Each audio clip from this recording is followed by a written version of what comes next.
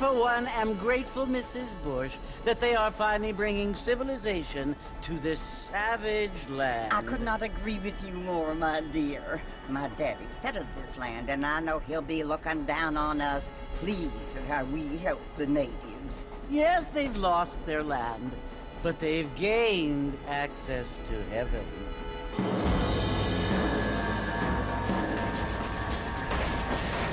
But Father, do you mean unless an innocent receives communion, they're destined to go to hell?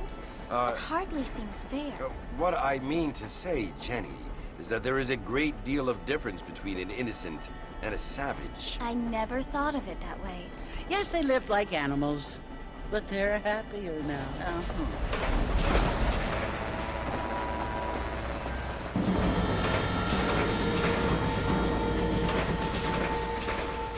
Not only do people now have motor cars, Father, but I heard that pretty soon we will be able to fly. No, only angels can fly, Jenny. No, apparently people can fly. Didn't you hear? Out in Kansas, a man even got a car to fly. I hardly think so, Jenny.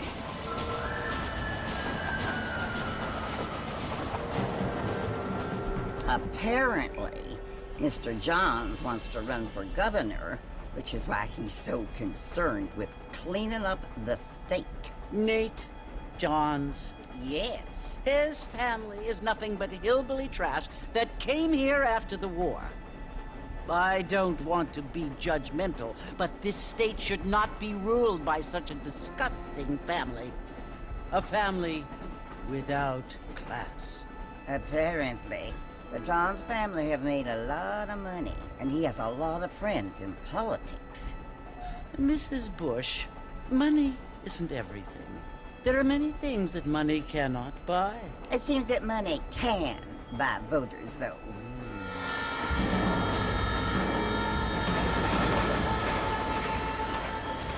What you must remember, my dear, is that we have been brought here to spread the word. And the word and civilization, they are the same thing. They are the gifts.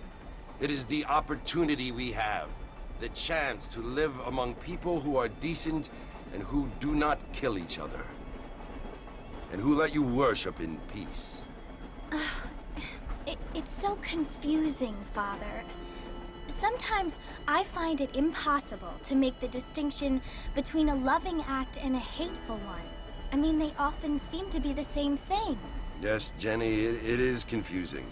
But you only have to ask me if you need help. Indeed. Well, here we are, Mrs. Bush. Armadillo.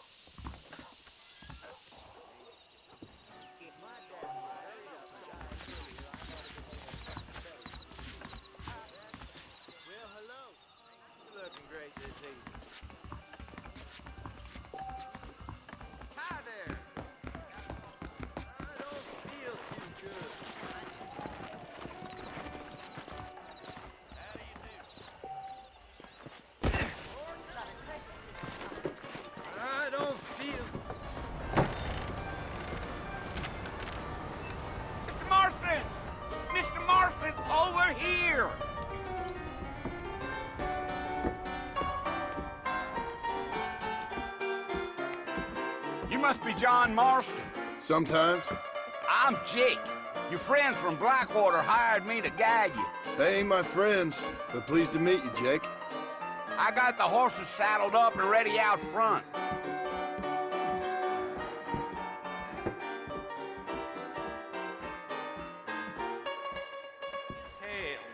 Thank you kindly.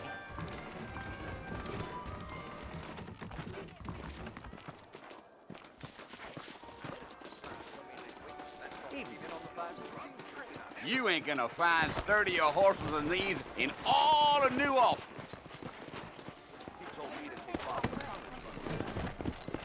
Take it slow on the way out of town.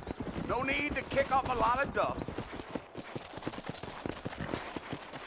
Come on.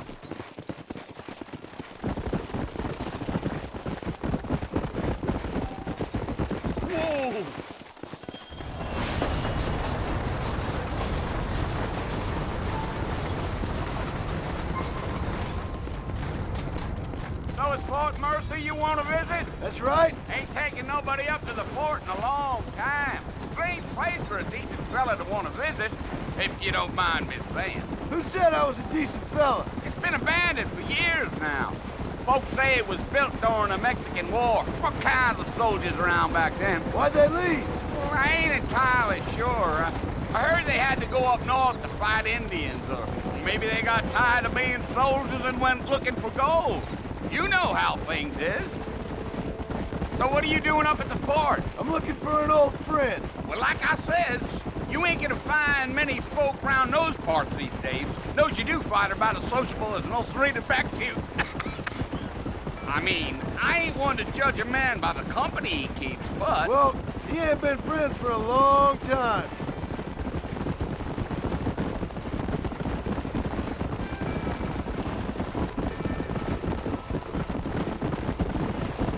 Are you planning on spending any time in Armadillo, Mr. Marston? I doubt it.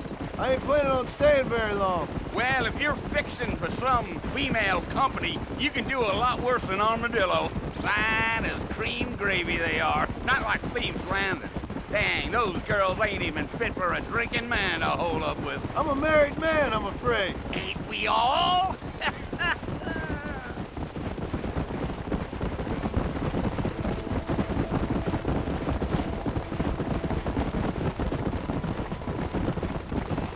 Yeah, so it was the marshal who hired me. Lee Johnson, do you know him? I think I heard his name. Says he got a telegram from some Blackwater big bugs asking for a guide. I guess it's none of my business. That's right.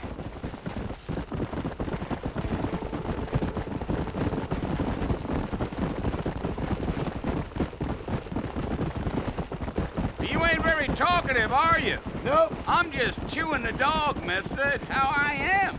I don't mean nothing by it. Trust me. There's things you better off not knowing.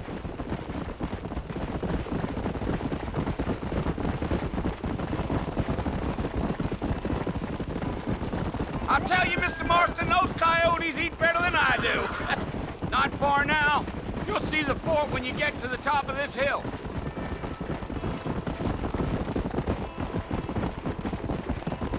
Yeah, yeah. Listen, mister. This here's what's left of Fort Mercer. Some gang rode in and took the place over. So I understand.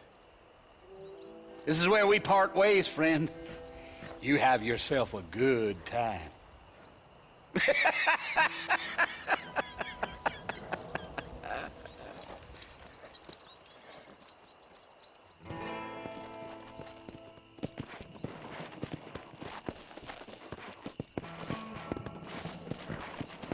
Come on.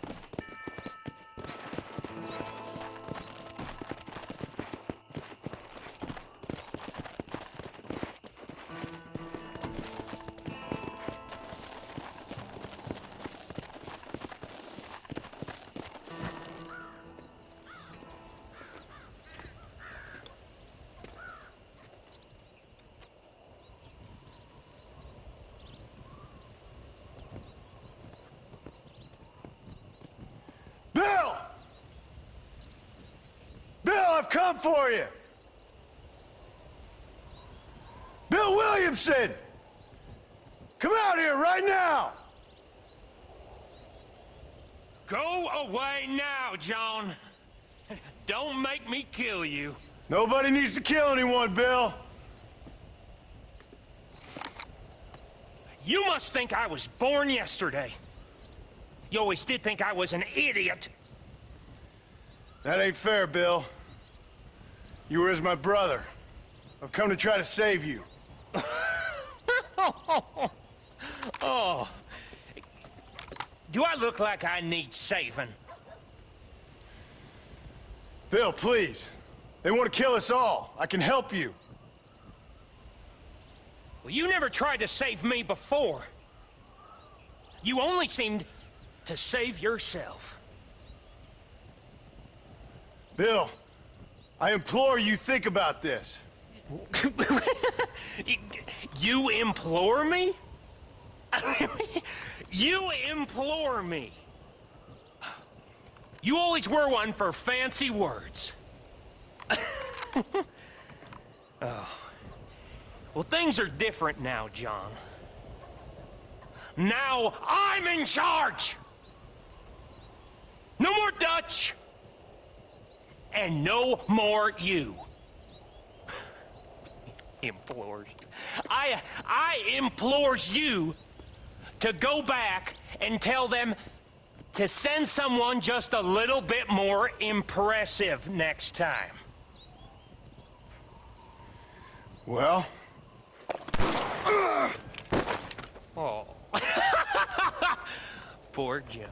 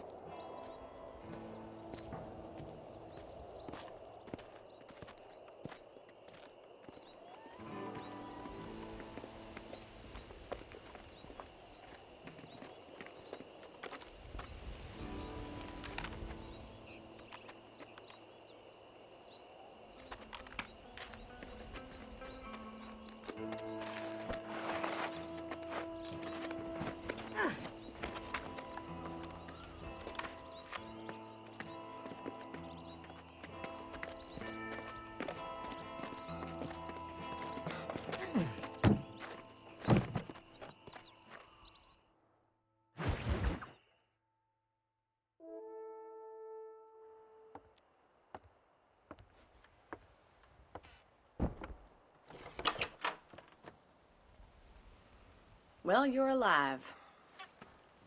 So it would seem. So, how do you feel? I don't know the polite word for it.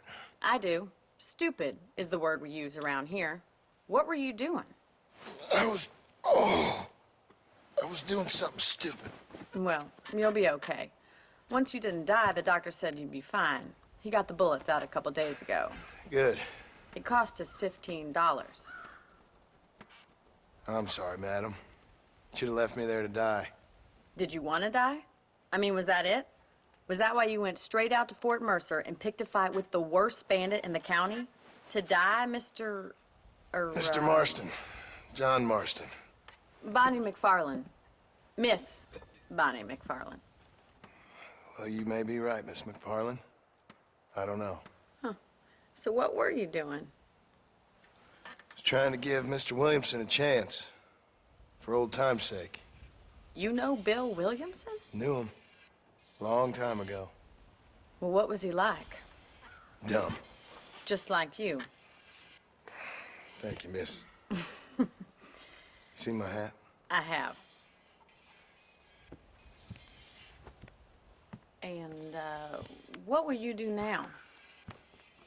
Now I'm gonna take my time and go after him the less kind way. Well, that sounds very fun, Mr. Marston. Quite heroic, just like in those penny dreadfuls my brother used to read. Meanwhile, if you'll excuse me, I've got a ranch to run. Of course, if you're feeling better, why not take a ride with me later? Help me patrol the perimeter. You can earn back some of that money we wasted on doctor's bills. Of course. And thank you for saving my life, I mean. Next time, Mr. Marston, I strongly recommend you don't try to lose it quite so earnestly. I'll bear that in mind.